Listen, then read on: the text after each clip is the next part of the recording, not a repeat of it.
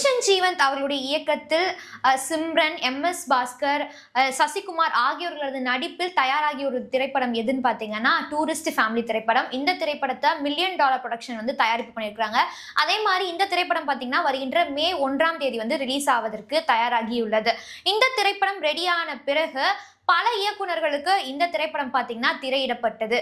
அந்த நிகழ்வுக்கு பிறகு ஒன்றிணைந்த, அதாவது இந்த திரைப்படத்தை கண்டு களித்த இயக்குனர்களை வைத்து ஒன்றிணைந்த இயக்குனர்களுக்கான ஒரு விளம்பரப்படுத்தும் நிகழ்வானது நடைபெற்றது. இந்த நிகழ்வுல கலந்து கொண்ட இயக்குனர் சமுத்திரக்கனி அவர்கள் என்ன பேசியிருக்காருன்னு பார்த்தீங்கன்னா, இந்த நூற்றாண்டினுடைய ஒரு சிறந்த திரைப்படம் தான் டூரிஸ்ட் ஃபேமிலி அப்படிங்கிற ஒரு திரைப்படம். இந்த திரைப்படத்தை பார்த்த உடனேவே சசிகுமாரை கையெழுத்து கும்பிடணும் போல இருக்கு.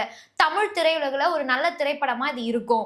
சசிகுமாருக்கு எப்படி சுப்பிரமணியபுரம் திரைப்படமோ அதே போல எனக்கு இந்த நாடோடிகள் திரைப்படம், அதே மாதிரி அபிஷன் அவர்களுக்கு இந்த டூரிஸ்ட் ஃபேமிலி திரைப்படம் அப்படிதான் இது இருக்கு அப்படிங்கிற மாதிரி சொல்லியிருக்காரு.